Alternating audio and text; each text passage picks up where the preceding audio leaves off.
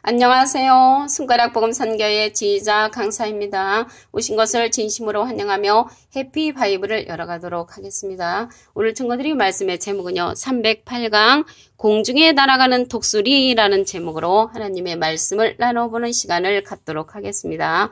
계시록 8장 13절을 보시면 내가 또 보고 들으니 공중에 날아가는 독수리가 큰 소리로 이르되 땅에 거하는 자들에게 화가 있으리로다. 이 외에도 새 천사의 불납할 소리를 이나미로다 라고 기록되어 있습니다. 여기 공중에 날아가는 독수리는 화를 예언하는 선지자였습니다. 여기 보니까 화가 있으리로다. 땅에 거하는 자들에게 화를 예언하는 그러한 선지자라는 것을 알 수가 있습니다. 이사야 46장 10절을 보도록 하겠습니다. 내가 동방에서 독수리를 부르며 먼 나라에서 나의 모략을 이룰 사람을 부를 것이라. 그래서 동방에서 독수리를 부른다고 하시면서 하나님의 모략을 이룰 사람이라고 했습니다. 내가 말하였은즉 정령 이룰 것이요 경영하였은즉 정령 행하리라. 그래서 동방에서 독수리를 부르면서 하나님의 모략을 이루면서 정령 이룬다고 하셨고요. 경영하였은즉 정령 행한다고 강력하게 이사야 46장 11절에 말씀을 하셨습니다. 여기서 보시게 되면은 나의 모략이 나왔잖아요. 모략은 하나님이 이제 계획을 이룬다는 것을 알 수가 있습니다. 7제인의 사건이 이 계시록 8장에 기록되어 있습니다. 공중에 날아가는 독수리. 계시록 8장 1절을 보도록 하겠습니다. 7제인을 떼실 때 하늘이 반시 동안 고요하더니, 그래서 7제인을 뗄 때는요, 여기 7제인은 첫째 나팔부터 7째 나팔까지의 그러한 심판을 이제 포함하고 있습니다. 계시록 8장 1절을 다시 한번 보시면 7제인을 떼실 때 하늘이 반시 동안 고요하다고 했습니다. 하늘이 반시 동안 고요하다는 것은 이제 조용한 그 법정에서 판사가 판결을 내릴 때 그 긴장 상태, 그러한 상태를 이제 연상할 수가 있겠습니다. 동방의 독수리를 다시 한번 보도록 하겠습니다. 이사야 46장 11절을 보시면 내가 동방에서 독수리를 부르며 먼 나라에서 나의 모략을 이룰 사람을 부를 것이라 그랬는데 여기서 하나님의 모략을 이룰 그러한 자가 독수리라는 것이죠.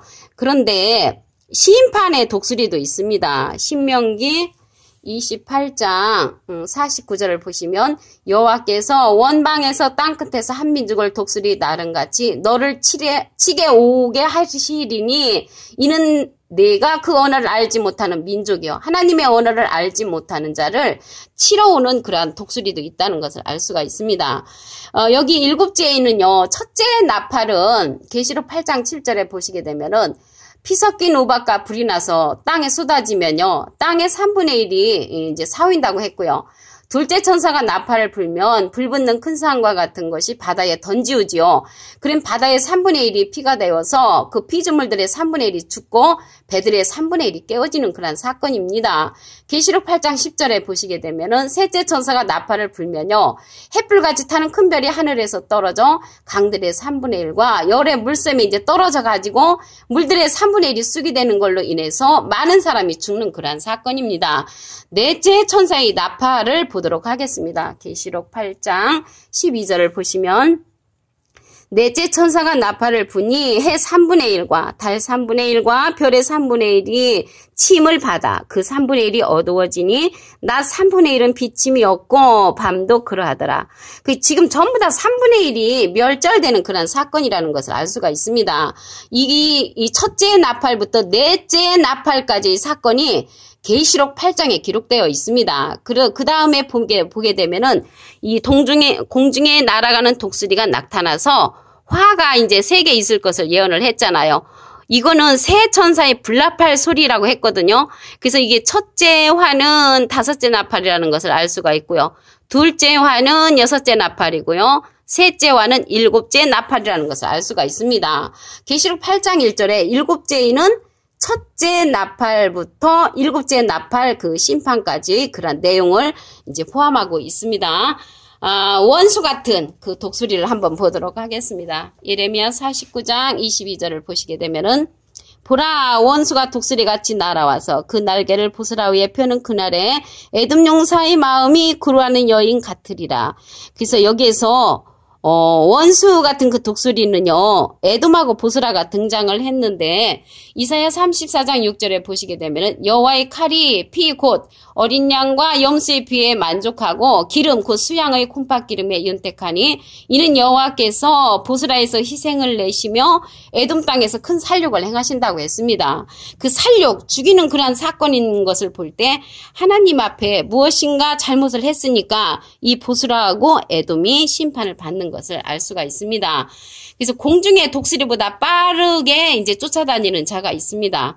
예레미야 애가 4장 19절을 보시면 우리를 쫓는 자가 공중의 독수리보다 빠르며 산꼭대기에서도 쫓고 광야에도 매복하였도다. 이러한 자들을 하나님이 끌어내신다고 했습니다. 오바댜라는 성경 기절은 잘 안 찾아보셨죠. 오바댜 1장 4절에 보시면 내가 독수리처럼 높이 오르며 별 사이에 깃들일지라도 내가 거기서 너를 끌어내리리라.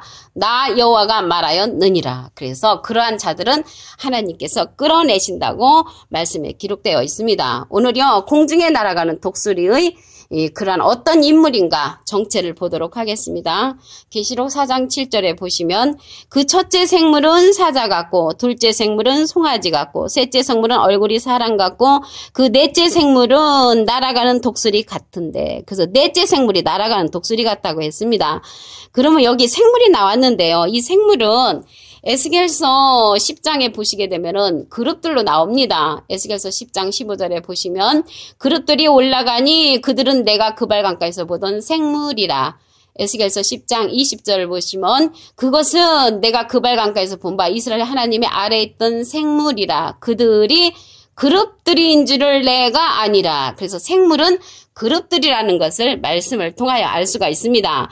그럼 이 생물들이 어디에 있는 인물인가 보겠습니다. 계시록 4장 6절을 보시면 보좌 앞에 수정과 같은 유리 바다가 있고 보좌 가운데와 보좌 주위에 네 생물이 있는데 앞뒤에 눈이 가득하더라. 그래서 네 생물 중에 넷째 생물은 날아가는 독수리 같다고 했죠. 이들이 어디에 있냐면 보좌 앞에 보좌 가운데와 보좌 주위에 네 생물이 있다는 것을 볼 때 보좌권의 사자, 보좌권의 사명자라는 것을 알 수가 있습니다. 눈이 가득하다고 했습니다. 눈이. 그럼 이 눈에 관해서 말씀을 보도록 하겠습니다.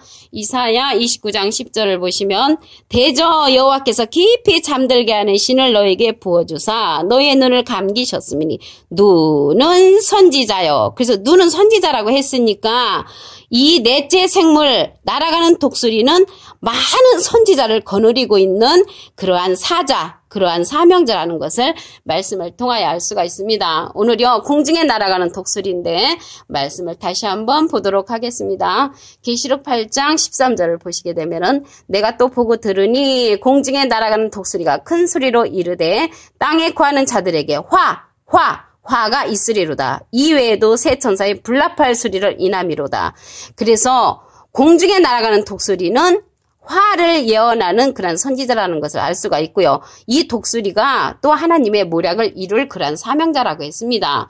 이사야 46장 11절을 보시면 내가 동방에서 독수리를 부르며 먼 나라에서 나의 모략을 이룰 사람을 부를 것이라. 그래서 하나님의 모략을 이룰 사람이 동방에서 독수리가 온다는 것입니다. 내가 말하였은즉 정령 이룰 것이요 경영하였은즉 정령 행하리라. 진짜로 행한다고 여호와께서 이사야 46장 11절에 기록되어 있습니다. 그래서 여기 일곱째 인을 이제 보시는데요. 오늘 공중에 날아가는 독수리 계시록 8장은요. 일곱째 인의 사건입니다. 그래서 일곱째 인의 사건 중에서도 첫째 나팔부터 넷째 나팔까지의 그런 사건을 기록하고 있습니다. 계시록 8장 1절을 보도록 하겠습니다. 일곱째 인을 떼실 때 하늘이 반시 동안 고요하더니 하늘이 반시 동안 30분 동안 고요하다고 했습니다. 조용하죠. 법정에서 그 판결을 내릴 때 그 긴장감 흐르는 그러한 분위기가 된다는 것을 알 수가 있습니다. 그 첫째 나팔하고 셋째 나팔은 제가 아까 말씀을 드렸죠. 3분의 1이 전부 다 멸절되는 그러한 사건인데요. 넷째 나팔도 마찬가지입니다. 계시록 8장 12절을 보시면 넷째 천사가 나팔을 부니 해 3분의 1과 달 3분의 1과 별들의 3분의 1이 침을 받아 그 3분의 1이 어두워지니 낮 3분의 1은 비침이 없고 밤도 그러하더라. 이러한 사건들이 실질적으로 닥쳤다고 생각하면 정말로 떨리는 그러한 사건이죠. 그래서 여기 넷째 천사 나팔을 분 다음에 공중에 날아가는 독수리가 나타나서 화가 3개 있을 것을 이제 예언을 했죠. 그래서 첫째와는 5째 나팔, 둘째와는 6째 나팔, 셋째와는 7째 나팔, 이제 나팔 3개가 남아있다는 것을 알 수가 있습니다. 넷째 천사 나팔 분 다음에 공중에 날아가는 독수리가 예언을 한 것을 볼 때, 그리고 이제 원수 같은 독수리가 있습니다. 예레미야 49장 22절을 보시겠습니다. 보라, 원수가 독수리같이 날아와서 그 날개를 보스라 위에 펴는 그날에 에돔 용사의 마음이 구루하는 여인 같으리라. 구루는요, 아기 날 때의 그 고통, 구루하는 여인같이 이 보스라와 에돔이 이제 그러한 일을 겪는데, 이사야 34장 6절에 보시게 되면은 여호와의 칼이 피, 곧 어린 양과 염소의 피에 만족하고 기름, 곧 수양의 콩팥기름에 윤택하니 이는 여호와께서 보스라에서 희생을 내신다고 했고요. 에돔 땅에서 큰 살육을 행하신다고 했습니다. 살육은 이제 죽이는 거죠. 무엇인가는 하나님 앞에 잘못한 것이 있으니까 이렇게 죽임을 당하는 것인 줄로 믿습니다. 공중에 이제 독수리보다 빠른 자들을 보도록 하겠습니다. 예레미야가 4장 19절을 보시면 우리를 쫓는 자가 공중의 독수리보다 빠르며 산꼭대기에서도 쫓고 광야에도 매복하였도다. 그러한 자들을 하나님이 끌어내신다고 했습니다. 오바댜 1장 4절을 보시면 내가 독수리처럼 높이 오르며 별 사이에 깃들일지라도 내가 거기서 너를 끌어내리리라. 나 여호와가 말하였느니라. 그래서 여호와께서 그들을 끌어내린다고 말씀에 기록되어 있습니다. 오늘이요 공중에 날아가는 독수리의 어떠한 인물인가 보도록 하겠습니다. 계시록 4장 7절을 보시면 그 첫째 생물은 사자 같고 그 둘째 생물은 송아지 같고 그 셋째 생물은 얼굴이 사람 같고 그 넷째 생물은 날아가는 독수리 같은데, 그래서 넷째 생물이 날아가는 독수리 같다고 했습니다. 에스겔서 10장 15절에 보시면 이 생물들은 그룹으로 나왔죠. 그래서 그룹들인 것을 알 수가 있고요. 에스겔서에서는 그룹이라고 했지만 이 계시록에 가서는 생물로 이제 나타났다는 것을 알 수가 있습니다. 그러면 이 생물, 날아가는 독수리는 어떠한 곳에 거하는 인물인가 보겠습니다. 계시록 4장 6절을 보시면 보좌 앞에 수정과 같은 유리 바다가 있고 보좌 가운데와 보좌 주위에 4생물이 있는데 앞뒤에 눈이 가득하더라. 그래서 이 4생물은 보좌 앞에, 보좌 가운데와 보좌 주위에 있다는 것을 볼 때 보좌권의 사자, 보좌권의 사명자라는 것을 말씀을 통하여 알 수가 있습니다. 눈이 가득하다고 했잖아요. 이 눈에 관해서 말씀을 보도록 하겠습니다. 이사야 29장 10절에 보시면 대저 여호와께서 깊이 잠들게 하는 신을 너에게 부어주사 너의 눈을 감기셨음이니 눈은 선지자요. 눈은 선지자라고 했습니다. 너희를 덮으셨음이니 머리는 선견자라. 그래서 눈이 선지자라는 것을 볼 때 여기 보좌 가운데 있는 날아가는 독수리는 많은 선지자를 거느리고 있는 그러한 사자, 그러한 사명자라는 것을 말씀을 통하여 알 수가 있습니다. 오늘요 여기 계시록 8장 13절 공중에 날아가는 독수리 한 번 더 보도록 하겠습니다.